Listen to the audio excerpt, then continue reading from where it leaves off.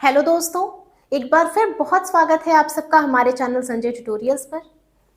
आपका जो पेपर है बिजनेस कम्युनिकेशन का, उससे रिलेटेड दो पेपर्स हैं आपके, पेपर 1 एंड पेपर 2, जिसमें पेपर 1 से रिलेटेड जो प्रीवियस ईयर क्वेश्चंस हैं वो ऑलरेडी हम अपने चैनल पे अपलोड कर चुके हैं और आज के वीडियो में हम पेपर 2 जो है हमारा बिजनेस कम्युनिकेशन का, उससे रिलेटेड जो प्रीवियस ईयर क्वेश्चंस थे उसको डिस्कस करेंगे।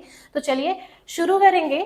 देखिए, बिजनेस कम्युनिकेशन का जो हमारा पेपर 2 है प्रीवियस ईयर 21-22, उससे रिलेटेड जो हमारे पिछले साल क्वेश्चंस आए थे उन क्वेश्चंस को आज हम गो थ्रू करेंगे और एक एक क्वेश्चंस को हम सॉल्व करते हुए आगे बढ़ेंगे।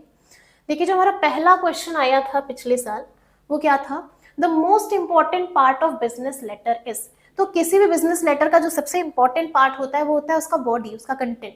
ठीक है, तो यहाँ पे जो राइट आंसर हो जाएगा that will be C, body of the letter. आगे बढ़ेंगे। नेक्स्ट क्वेश्चन आया था हमारा, business letter serve as a record for. तो बिजनेस लेटर रिकॉर्ड किसके लिए रेफर करता है? तो प्रेजेंट और फ्यूचर दोनों के लिए। प्रेजेंट में भी हमारे लिए रिकॉर्ड होता है और फ्यूचर रेफरेंसेस के लिए भी एज अ रिकॉर्ड होता है। तो यहाँ पे प्रेजेंट और फ्यूचर दोनों ही पर्पजेस के लिए होता है। तो यहाँ पे जो राइट आंसर हो जाएगा that will be D, both B and C. आगे बढ़ेंगे। नेक्स्ट क्वेश्चन था हमारा, post script appear in a letter. तो पोस्ट स्क्रिप्ट हमेशा जो होते हैं ना हमारे एंड में आते हैं, at the end of the letter. ठीक है, तो post script appears at the end of the letter. Next था हमारा, dunning letter are also called. Dunning letter को अगर हम बात करें तो बेसिकली जो हमारे डेटर्स होते हैं या जो हमारे रिसीवेबल्स होते हैं उनके लिए लिखा जाता है। तो डनिंग लेटर को कलेक्शन लेटर भी कहते हैं। तो यहाँ पे जो राइट आंसर हो जाएगा that will be collection letter. आगे बढ़ेंगे नेक्स्ट क्वेश्चन की तरफ। नेक्स्ट क्वेश्चन है हमारा, a dash is also known as a cover letter. तो एप्लीकेशन लेटर को हम लोग कवर लेटर भी बोलते हैं। तो यहाँ पे जो राइट आंसर हो जाएगा that will be application letter. आगे बढ़ेंगे। A collection letter is associated with. अभी देखिए, इससे रिलेटेड एक और क्वेश्चन था ऊपर में हमारा, बस यहाँ पे क्वेश्चन को चेंज करके पूछ लिया गया है। पूछा जा रहा है कि जो कलेक्शन लेटर है वो किससे रिलेट करता है, एसोसिएट करता है? तो डेटर्स से एसोसिएट करता है। आगे आएगा हमारा, dash means the right use of putting in points और स्टॉप इन राइटिंग। तो जहां कौन सी ऐसी चीज है जो कि हम राइटिंग के ड्यूरेशन में जब हम लिखना बंद कर देते हैं वहां पे यूज करते हैं? तो फुल स्टॉप का यूज करते हैं। Right answer will B full stop. आगे बढ़ेंगे हम लोग। नेक्स्ट क्वेश्चन था हमारा, dash is the main part of report.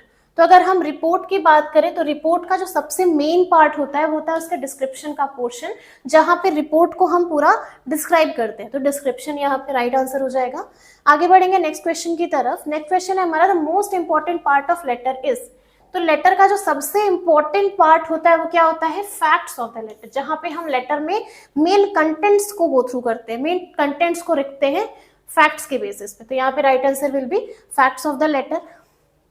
आगे पूछा जा रहा है, a dash report can be denied any time. इसमें से कौन सा ऐसा रिपोर्ट हो सकता है जिसको कभी भी झुठलाया जा सकता है? तो ओरल रिपोर्ट, क्योंकि यहाँ पे हमारा कोई एविडेंस नहीं क्रिएट होता। तो oral reports can be denied at any time. आगे बढ़ेंगे हम लोग नेक्स्ट क्वेश्चन की तरफ। पूछा जा रहा है, the American style of writing the date in business start with. तो अमेरिकन राइटिंग में जब हम लिखते हैं ना तो सबसे पहले हम मंथ लिखते हैं, फिर डेट लिखते हैं, फिर ईयर लिखते हैं। तो यहाँ पे जो राइट आंसर हो जाएगा दैट विल बी मंथ। ठीक है, आगे बढ़ेंगे हम लोग नेक्स्ट क्वेश्चन की तरफ। नेक्स्ट क्वेश्चन पूछ रहा है हमारा, an effort to influence the attitude and feeling of others. तो इसको परस्यूएशन बोलते हैं। तो यहाँ पे जो राइट आंसर हो जाएगा दैट विल बी परस्यूएशन। आगे बढ़ेंगे नेक्स्ट क्वेश्चन की तरफ। पूछा जा रहा है, memo is an example of. तो मेमोरेंडम या मेमो जो होता है वो इंटरनल कम्युनिकेशन के लिए बनाया जाता है। तो यहाँ पे जो राइट आंसर हो जाएगा that will B internal communication. आगे बढ़ेंगे। पूछा जा रहा है, good punctuation will not involve. तो गुड पंक्चुएशन में क्या क्या चीजें इन्वॉल्व नहीं होनी चाहिए? तो अगर अच्छा पंक्चुएशन है तो रीडिंग नहीं होनी चाहिए, एम्बिग्विटी नहीं होनी चाहिए। तो ये दोनों ही चीजें इसमें इन्वॉल्व नहीं होनी चाहिए। तो यहाँ पे जो राइट आंसर हो जाएगा that will be B, C, both of the above. Next है हमारा 15th, डैश में be less important for small businesses. Small businesses की अगर हम बात करें तो स्मॉल बिजनेसेस में लेटर राइटिंग की जरूरत बहुत कम पड़ती है। तो यहाँ पे जो राइट आंसर हो जाएगा that will be letter writing, क्योंकि टेलीफोन, ईमेल, फैक्स ये हमारे बेसिक कंटेंट्स होते हैं, बेसिक नेसेसिटीज होती है जो हर तरह के बिजनेस पे रिक्वायर्ड होती है। तो यहाँ पे लेटर राइटिंग की रिक्वायरमेंट बहुत कम पड़ती है। नेक्स्ट आ रहा है आपका, the letter of acknowledgement. Letter of acknowledgement में क्या क्या चीजें हैं? प्रोवाइड्स अ रिकॉर्ड मेंशन करता है, शो कर्टसी भी मेंशन करता है, अवॉइड मिसअंडरस्टैंडिंग्स ये भी। बेसिकली क्या होता है एक्नॉलेजमेंट, जहां पे हम एक थैंक्स प्रोवाइड करते हैं कि जिन जिन लोगों के बेसिस पे हमने अपने पूरे प्रोजेक्ट को या अपने पूरे लेटर को कंप्लीट कर रहा है, वो एक्नॉलेजमेंट होता है। तो यहाँ पे लेटर ऑफ एक्नॉलेजमेंट क्या प्रोवाइड करता है, रिकॉर्ड प्रोवाइड करता है, कर्टसी भी प्रोवाइड करता है, और कोशिश करता है कि मिसअंडरस्टैंडिंग्स ना हो। तो ये सारी ही चीजें, ये सारे ही पर्पसेस को लेटर ऑफ एक्नॉलेजमेंट सर्व करता है। आगे बढ़ेंगे हम लोग नेक्स्ट क्वेश्चन की तरफ। तो पूछा जा रहा है when superiors provide direction to their subordinate regarding what to do which is known as। तो हमेशा ध्यान रखिएगा, यहाँ पे फ्लो ऑफ कम्युनिकेशन की बात की जा रही है। एक कम्युनिकेशन होता है हमारा वर्टिकल, वर्टिकल में बेसिकली दो चीजें आ जाती हैं, अपवर्ड एंड डाउनवर्ड। ठीक है, अगर हम अपवर्ड की बात करते हैं तो फ्लो हमारा ऊपर की तरफ होता है, यानी जब सबऑर्डिनेट सुपीरियर को कम्युनिकेट करते हैं तो ये अपवर्ड हो जाता है, और जब सुपीरियर्स सबऑर्डिनेट्स को चीजों को बताते हैं, ऑर्डर्स प्रोवाइड करते हैं, तो ये डाउनवर्ड हो जाता है। तो यहाँ पे जो राइट आंसर हो जाएगा हमारा दैट विल बी डाउनवर्ड। ठीक है, क्योंकि यहाँ पे देखिए क्या पूछा जा रहा है, provides directions to their subordinates. तो सबऑर्डिनेट की तरफ फ्लो ऑफ कम्युनिकेशन जा रहा है, दैट विल बी डाउनवर्ड। आगे बढ़ेंगे हम लोग नेक्स्ट क्वेश्चन की तरफ। पूछा जा रहा है minutes of resolution is only, resolution सिर्फ रिकॉर्ड किया जाता है, तो यहाँ पे रिजोल्यूशन रिकॉर्डेड। आगे बढ़ेंगे, पूछा जा रहा है कि minutes of a meeting are usually prepared by, minutes किसके द्वारा प्रिपेयर किया जाता है, तो लेमन के द्वारा प्रिपेयर किया जाता है। मिनट्स है क्या, तो मिनट्स में वो सारे पॉइंट्स लिखे जाते हैं जो कि एक मीटिंग के ड्यूरेशन में किए जाते हैं। वेन्यू क्या है, डेट क्या है, टाइमिंग क्या है, किन किन टॉपिक्स में हमें बात हुई, क्या कंक्लूजन निकला, ये सारी चीजें ड्रॉ मिनट्स में की जाती है। किसके द्वारा प्रिपेयर की जाती है, तो लेमन के द्वारा प्रिपेयर की जाती है। ठीक है, आगे बढ़ेंगे हम लोग क्वेश्चन नंबर 20 की तरफ। क्वेश्चन नंबर 20 है हमारा द इंस्टेंट मैसेज।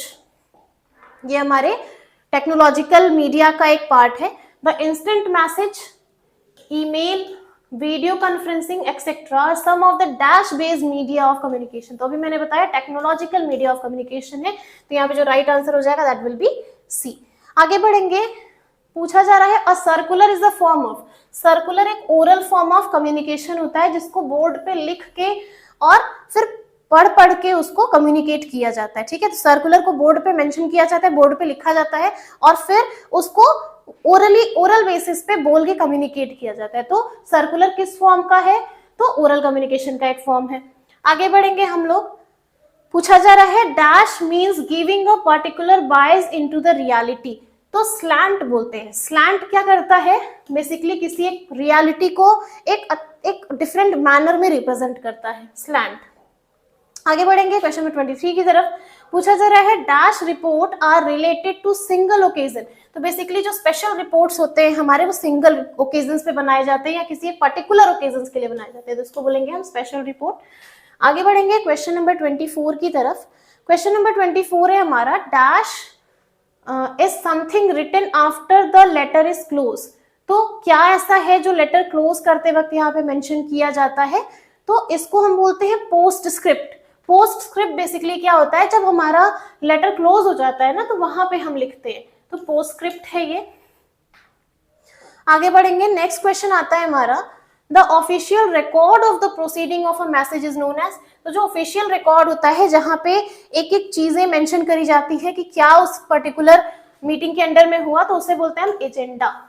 ठीक है, आगे बढ़ेंगे, पूछा जा रहा है the official schedule of the proceeding of a minute of the meeting. तो अभी मैंने बताया मिनट्स के अंडर में पूरा शेड्यूल मेंशन होता है, क्या वेन्यू है, क्या डेट है, क्या डिस्कशन हुआ।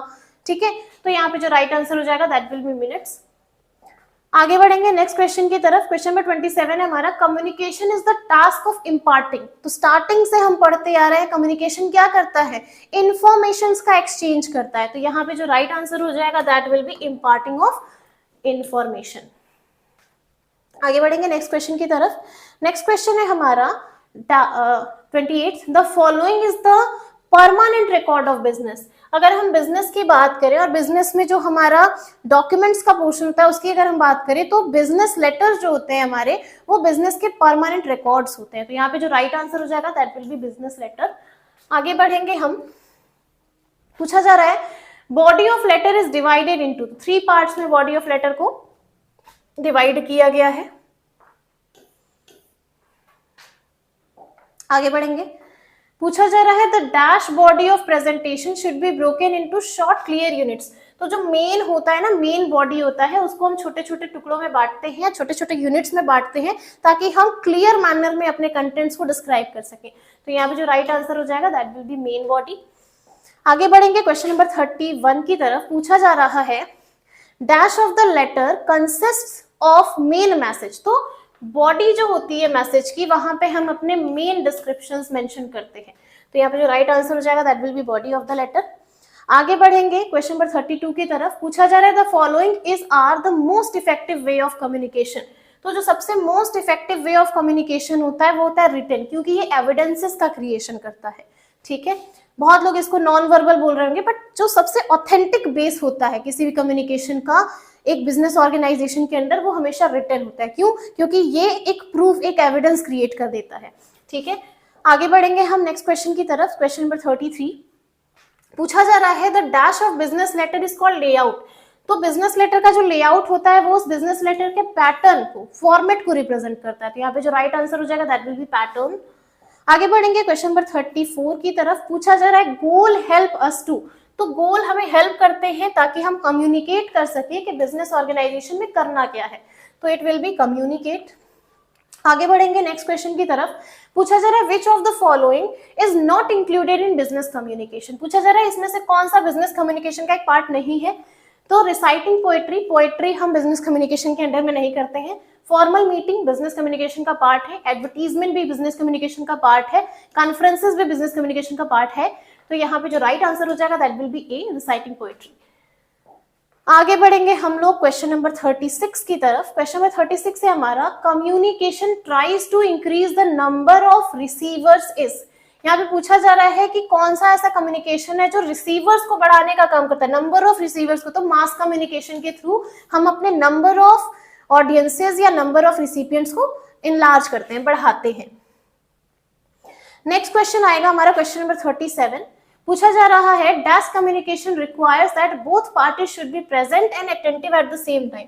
तो ऐसा कम्युनिकेशन जहां पे दोनों पार्टीज का इन्वॉल्वमेंट होना बहुत कंपलसरी होता है, that will be oral communication. ठीक है, तो यहाँ पे जो राइट आंसर हो जाएगा दैट विल बी ए। आगे बढ़ेंगे हम लोग क्वेश्चन नंबर 38 की तरफ। पूछा जा रहा है dash refers to the special language of trade. हमेशा याद रखिएगा जैर्गन एक ट्रेड लैंग्वेज होता है, स्पेसिफिक टेक्निकल लैंग्वेज होता है जो कि ट्रेड प्रोसेस के अंडर में यूज किया जाता है। ठीक है, टेक्निकल नॉलेज है ये, टेक्निकल लैंग्वेज है ये। आगे बढ़ेंगे next, audio visual communication is most suitable for mass dash and mass dash. तो याद रखिएगा जब हम ऑडियो विजुअल कम्युनिकेशन की बात करते हैं तो ये सबसे ज्यादा सुटेबल होते हैं पब्लिसिटी और एजुकेशनल पर्पसेस के लिए। तो यहाँ पे जो राइट आंसर हो जाएगा दैट विल बी, कंप्लीट करते हैं सेंटेंस को। तो audio visual communication is most suitable for mass publicity and mass education. ठीक है, आगे बढ़ेंगे। नेक्स्ट क्वेश्चन है हमारा लास्ट क्वेश्चन प्रीवियस ईयर का, interpretation of data is followed by. तो इंटरप्रिटेशन ऑफ डेटा जो होता है वो सजेशंस के बेसिस पे फॉलो किया जाता है। ठीक है, तो यहाँ पे जो राइट आंसर हो जाएगा दैट विल बी बी। तो ये हमारे सेट ऑफ 40 क्वेश्चंस थे जो कि प्रीवियस ईयर में आए थे। होपफुली ये आपको बहुत हेल्प करेंगे ताकि आप ये एनालाइज कर सके कि किस पैटर्न पे क्वेश्चन आता है। बहुत बार ऐसा भी होता है कि प्रीवियस ईयर के बहुत सारे क्वेश्चंस हमारे करंट ईयर में मैच भी कर जाते हैं। तो ये आपको एक प्रैक्टिस के लिए बहुत हेल्पफुल होगा। जरूर से पढ़िएगा, जरूर से एक एक क्वेश्चंस को बहुत अच्छे से गो थ्रू कीजिएगा, रिवाइज कीजिएगा। और अगर आपको हमारे वीडियोस अच्छे लगे तो प्लीज हमारे चैनल को एक बार सब्सक्राइब कीजिए, वीडियोस को लाइक कीजिए और ज्यादा से ज्यादा शेयर कीजिए ताकि ये बहुत सारे लोगों को, आप जैसे जितने भी स्टूडेंट्स हैं जो कि प्रिपरेशंस कर रहे हैं अपने एग्जामिनेशंस की, उन सबके लिए हेल्पफुल हो।